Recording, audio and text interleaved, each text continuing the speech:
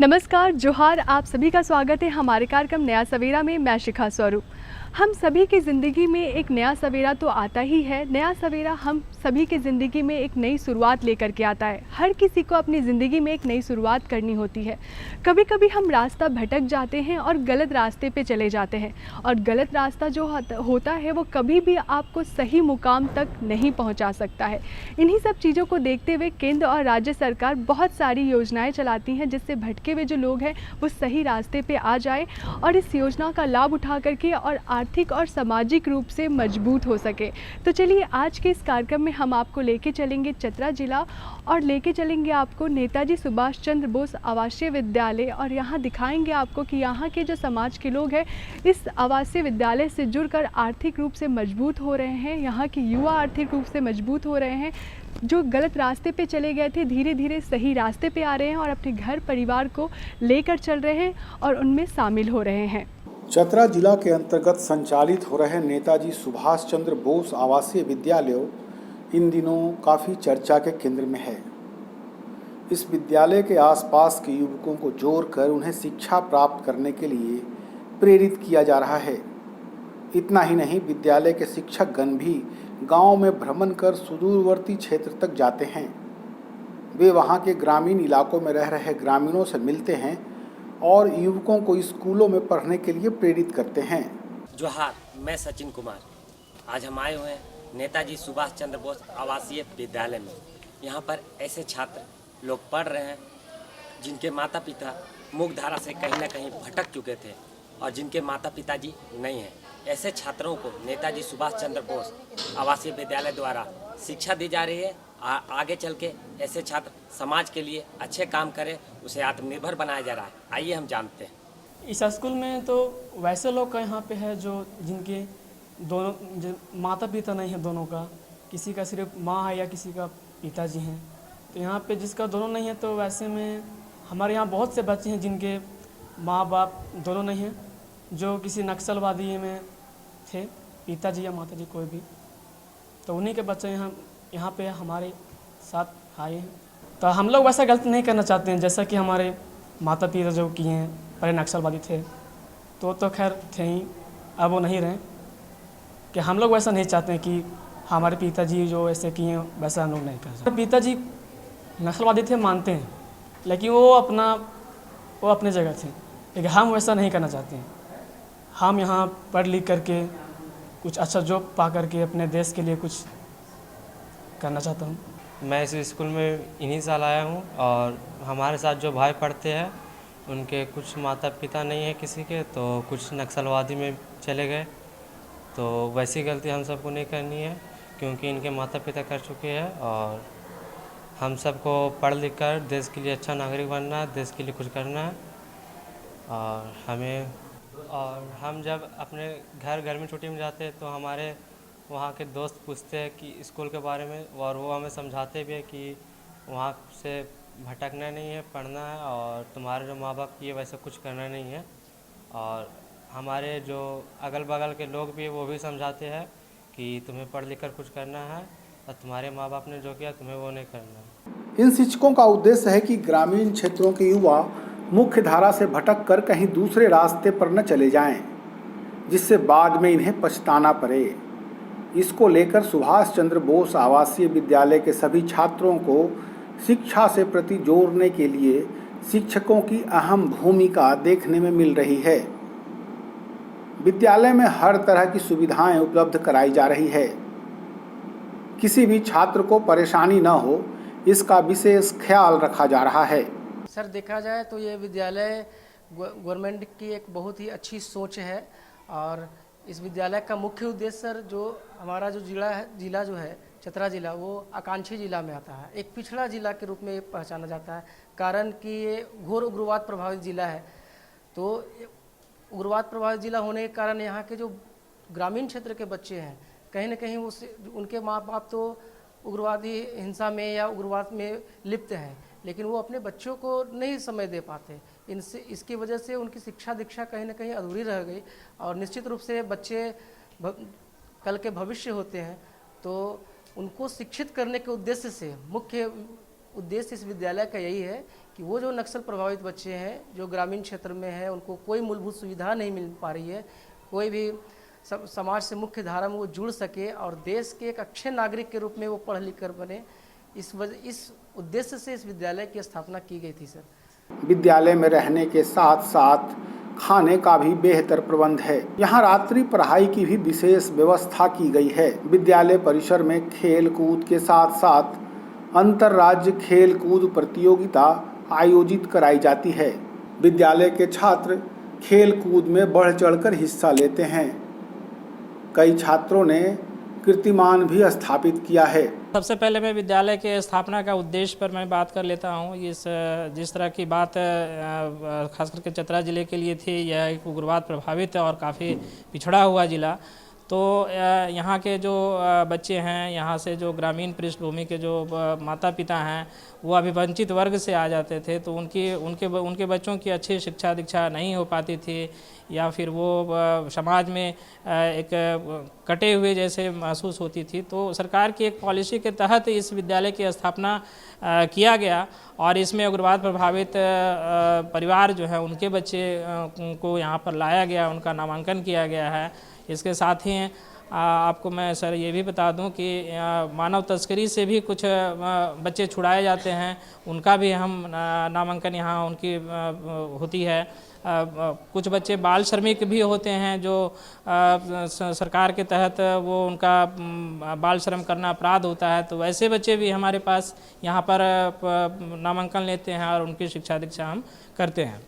जहाँ तक यहाँ पर बच्चों की सुविधाओं की बात है तो ये विद्यालय 2016 से संचालित है और अभी वर्तमान में हमारे यहाँ बच्चों के जो बच्चे हैं वो 9वीं और 10वीं की भी पढ़ाई जारी रख रहे हैं। और मुझे बताते हुए यह काफ़ी खुशी है कि इस वर्ष 2024 में हमारे 30 बच्चे जो हैं वो 10वीं कक्षा में पहली बार बोर्ड की परीक्षा में शामिल होंगे और हम उनके अच्छे रिजल्ट के लिए हम प्रयासरत हैं कि वो 30 में 30 बच्चे हमारे अच्छे करें और ताकि हमारे विद्यालय का एक पहचान भी बने और उस तरह से जो ग्रामीण क्षेत्रों में है वहाँ से हमारे विद्यालय की तरफ उनका आकर्षण हो। पढ़ाई के साथ साथ यहाँ पर बच्चों की अन्य गतिविधियाँ भी संचालित होती है, खेल कूद है, इंडोर है, आउटडोर है। यहाँ पर म्यूजिक की भी क्लासेज होती हैं, यहाँ पर कंप्यूटर की भी क्लासेज होती हैं, यहाँ पर आत्मरक्षा से संबंधित ताइक्वांडो के भी क्लासेज जो है वो संचालित किए जाते हैं। बहुत सारे बच्चे हमारे उनका जो बेल्ट अपग्रेडेशन की जो परीक्षा होती है उसमें भी वो 2-3 पायदान ऊपर चढ़ गए हैं। कंप्यूटर की भी नॉलेज हमारे बच्चे जानते हैं, कुछ पेंटिंग्स भी बहुत अच्छे बनाते हैं।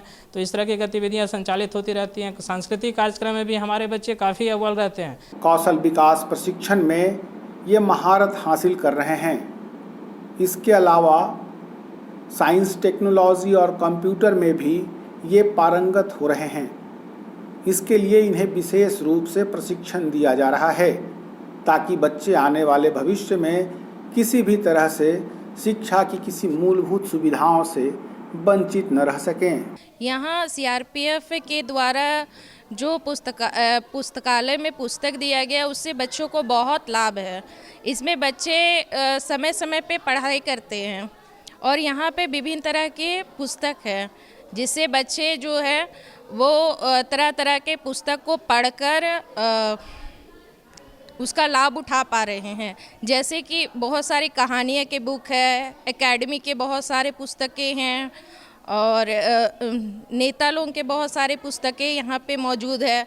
तो बच्चे एक लिमिट टाइम में उसको पढ़ते हैं। यहाँ पे सर अनाथ बच्चे पढ़ते हैं जिनके माता पिता नहीं हैं, वैसे भी बच्चे और सिंगल पेरेंट्स भी बच्चे पढ़ते हैं। चतरा का विकास तो अभी बहुत ज़्यादा ही हुआ है। पहले तो यहाँ पे यातायात का साधन भी उतना नहीं था, शिक्षा में भी उतना सुधार नहीं था। अभी तो महिलाएं भी घर से बाहर निकलती उतनी नहीं थी। अभी तो यातायात के साधन भी बहुत हो गए हैं। यहाँ पे है रात में गाड़ियाँ नहीं चलती थी, अब रात में गाड़ियाँ भी चलने लगी है। तो जो यहाँ के नागरिक लोग हैं उनके मन से भय निकल गया है और पहले भय था, अब भय निकल गया है। इसीलिए और चतरा का विकास भी बहुत हुआ है पहले की अपेक्षा अभी। ऐसे सर चयन के लिए हमारे यहाँ झारखंड सरकार से गाइडलाइन आता है सर, उसके अकॉर्डिंगली पहली प्राथमिकता जो है वो जो बिल्कुल अनाथ बच्चे हैं वो है, और नक्सल प्रभावित बच्चे, मतलब जिनके माता या पिता नक्सली हिंसा में मारे गए हैं, या मान लीजिए अभी सरेंडर पॉलिसी है तो कुछ गार्जियन जो सरेंडर भी करते हैं, तो उस स्थिति में वो बच्चे अभी वंचित रह जाते हैं। तो पहली प्राथमिकता सर उनकी है, और उनका हम लोग मतलब एप्लीकेशन मंगाते हैं, जो भी सोशल मीडिया है या पेपर के माध्यम से प्रचार प्रसार करते हैं कि इस विद्यालय में इन बच्चों की आवश्यकता है, और जितने भी मतलब ऑफिसर्स हैं उनको भी सूचना देते हैं। उसके अनुसार जो है हमारे पास आवेदन आते हैं जो अलग अलग फॉर्म से, चूँकि पूरे ज़िले में एकमात्र ये विद्यालय है, और उस आवेदन के अनुसार जो हम लोग स्क्रूटनी करते हैं, प्रायोरिटी उनको दिया जाता है जो नक्सल प्रभावित है, बिल्कुल अनाथ है, बिल्कुल अभिवंचित है, और इस प्रकार फिर उनका हम लोग एक लिस्ट तैयार करते हैं, सारा कैटेगरी उनका लिखते हैं, और उसके बाद जो है हम लोग यहाँ से मतलब प्रबंधन समिति से उसको पास अप्रूव करके जिला कार्यालय को भेजते हैं, फिर उपायुक्त महोदय उनका अनुमोदन करते हैं, उसके बाद हम लोग उनका एडमिशन लेते हैं। ऐसे विद्यालयों को सरकार का भी पूरा सहयोग प्राप्त है, किसी भी स्तर पर कमी न हो, इसको लेकर जिला प्रशासन के अधिकारी समय समय पर विद्यालय का निरीक्षण भी करते हैं।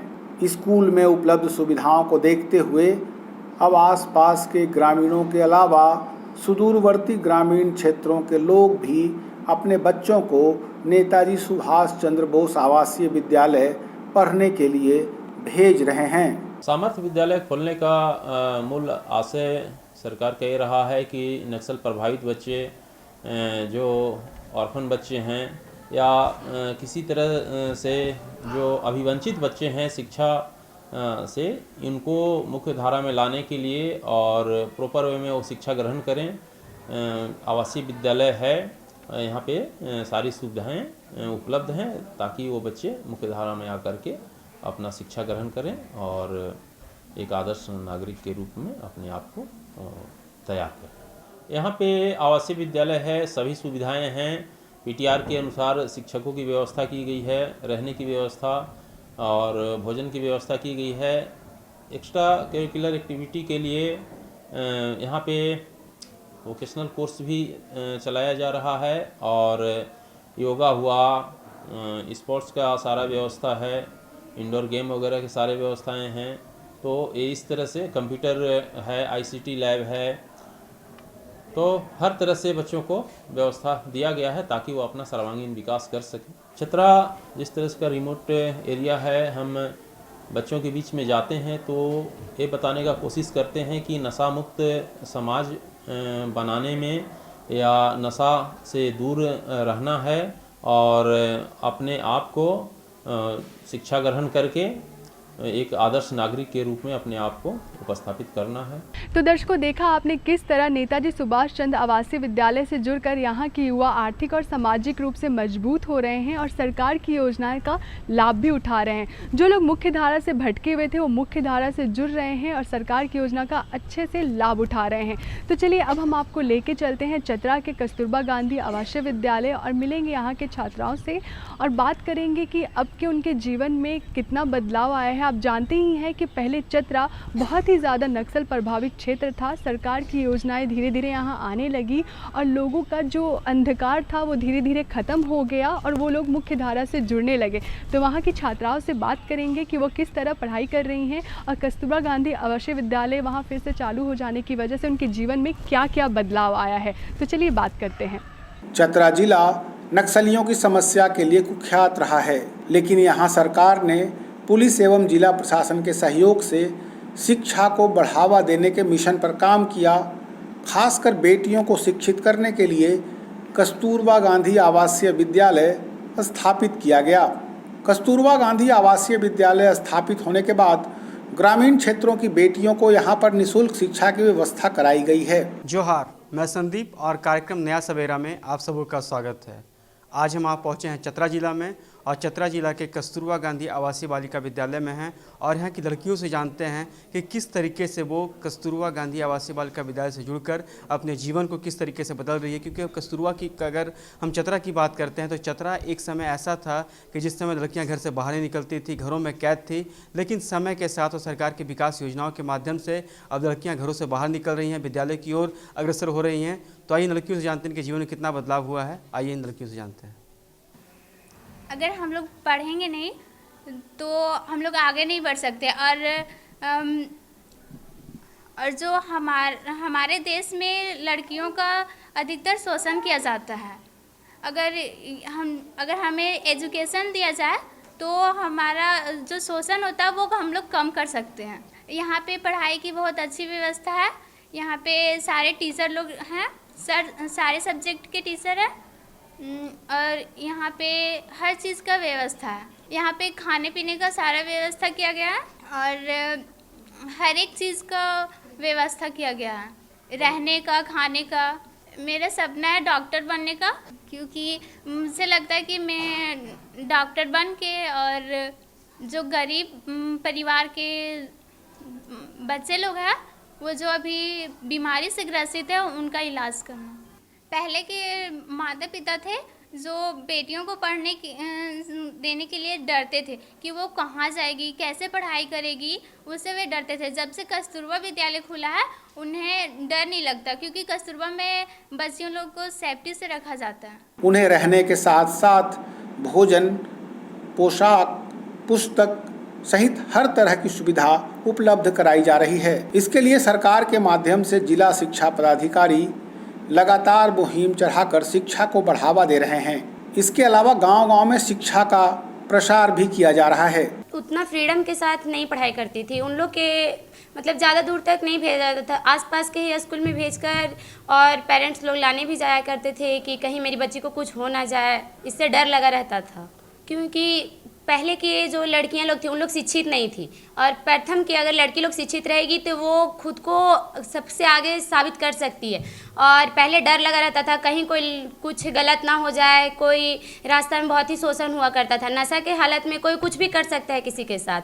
तो माँ बाप के अंदर डर था कि कहीं मेरी बच्ची को कुछ हो ना जाए, जिसकी वजह से उन्हें गाँव के स्कूल में अधिकतर तक पढ़ने को नहीं भेजा जाता था। और जब से हमारे कस्तूरबा विद्यालय खुला है तब से टीचर मतलब कि पेरेंट्स लोग को डर नहीं रहता है कि हम अपनी बच्ची को स्कूल भेज रहे हैं, क्योंकि यहाँ पे अगर जो बच्ची आती है वो एनी टाइम यहीं पे रहती है, और यहाँ से तो गार्ड लोग का सुविधा है, यहाँ पे बहुत अच्छा से सुविधा दिया गया है, जिसके वजह से कोई डर नहीं है अंदर में। और पेरेंट्स लोग को तो बिल्कुल डर नहीं रहता है कि मेरी बच्ची कैसी है, क्योंकि डरते थे। बेटियों के साथ बहुत ज़्यादा शोषण होता था, सोचते थे कि कहीं मेरी बेटी के साथ कहीं शोषण ना हो जाए, इसी वजह से बाहर नहीं भेजते थे पढ़ने के लिए।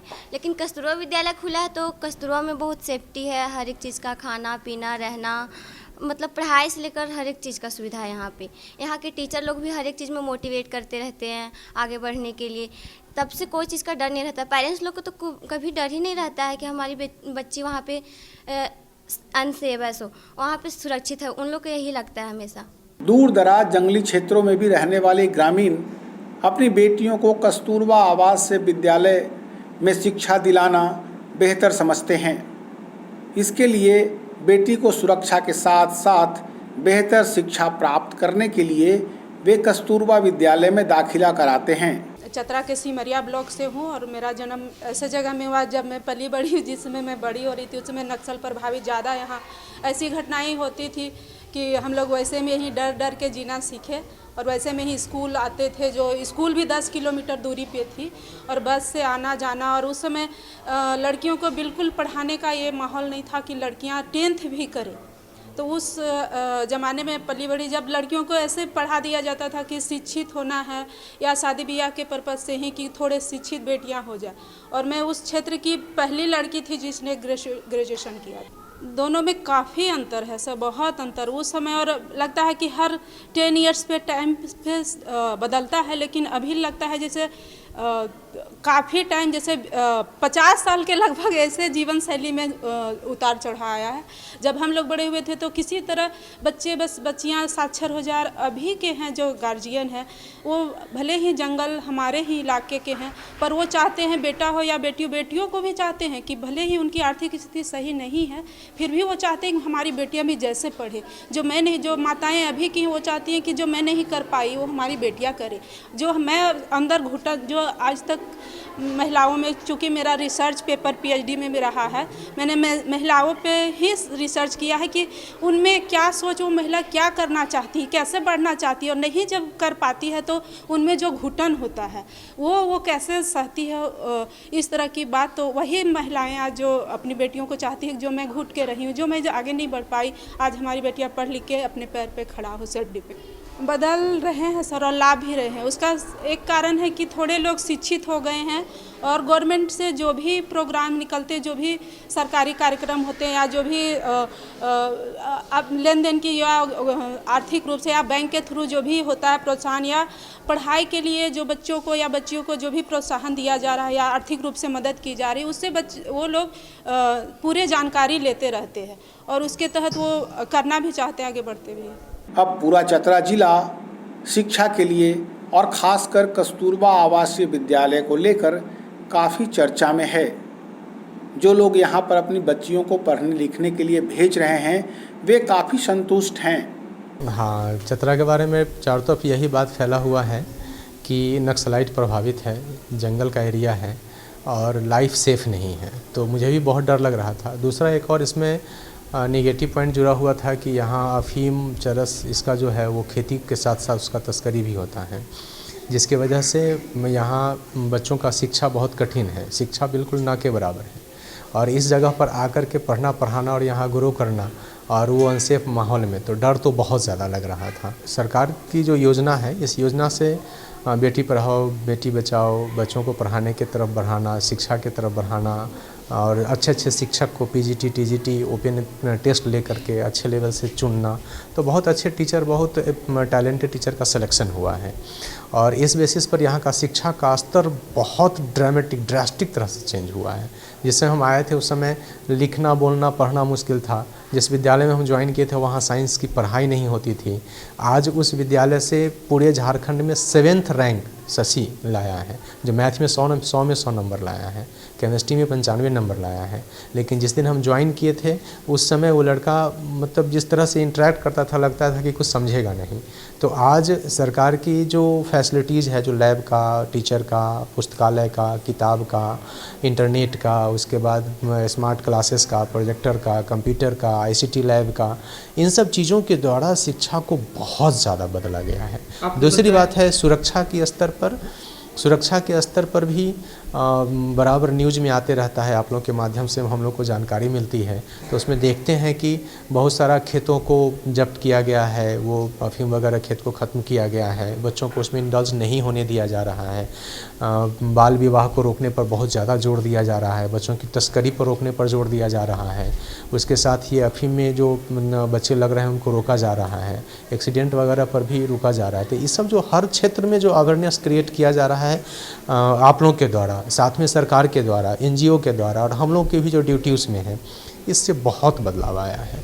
यहाँ पर बच्चियों को पढ़ाई लिखाई के अलावा कढ़ाई बुनाई और कौशल विकास सहित अन्य चीज़ों का भी प्रशिक्षण दिया जा रहा है ताकि बेटियाँ पूरी तरह शिक्षित और प्रशिक्षित बन सकें। ये विद्यालय कस्तूरबा जी के सपना को पूर्ण रूप से साकार कर रहे हैं, क्योंकि इस विद्यालय में ऐसे बच्चे पढ़ रहे हैं जिनके पास मतलब पढ़ने का कोई व्यवस्था नहीं थी। माँ बाप सोच के भी दूर स्कूल में नहीं भेज पा रहे थे, उसके पास ना पैसा है, ना खाने के लिए भी व्यवस्था है, ना उचित कपड़ा दे सकते थे। तो यहाँ पे इस स्कूल में हर फैसिलिटी उसको मिल रहा है ताकि बच्चा इसमें स्टेबल करे, और सारे बच्चे स्टेबल भी कर रहे हैं और इसमें बेहतर प्रदर्शन भी कर रहे हैं, और यहाँ का रिजल्ट भी 100% हो रहा है। सारा चीज़ सर, दैनिक उपयोग से लेके कपड़ा, ड्रेस, यूनिफॉर्म, नाइट ड्रेस, सारा कुछ, खाने पीने का सामान, नाश्ता, ब्रेकफास्ट, सब कुछ तीनों टाइम मिलता है। उसके बाद दैनिक यूज में जो भी है सरफ, साबुन, कॉपी, किताब, पेन, पेंसिल हमेशा मिलते ही रहता है। सर अभी यहाँ पे बहुत सारे प्रोग्राम चल रहे हैं, तो उसमें क्या है कि आईसीटी क्लास लगाया गया है, स्मार्ट क्लास लगाया गया है। हमारे स्कूल में सब ट्रेन टीचर को भेजा जा रहा है, क्योंकि ये एक्सेलेंट स्कूल है और सारे टीचर बहुत वेल बिहेव है और बहुत एक्सेलेंट है, और वो बच्चों लोग को अलग अलग तरीके से पढ़ा के प्रैक्टिकल करवा के सारा कुछ करवा रहे हैं, ताकि बच्चों में भी ये लग रहा है कि हाँ टीचर लोग इतना अच्छा हम लोग को पढ़ा रहे हैं, हम लोग भी शायद टीचर भी बने या कुछ आगे भी सोचे। और यहाँ पे बेहतर ढंग से कोई भी दिक्कत ऐसा नहीं है स्कूल में कि वो बच्चा उसको समझने में कोई दिक्कत होगा। पढ़ाई के साथ कंप्यूटर शिक्षा हो गया, खेल कूद हो गया, म्यूजिक सिखाया जाता है और टेलरिंग का भी कोर्स करवाया गया, स्कॉट गार्ड ट्रेनिंग जाता है और सेल्फ डिफेंस का भी ट्रेनिंग हुआ है। ये सब सारे कुछ दिया जा रहा है स्कूल में उसके आगे बढ़ने के लिए।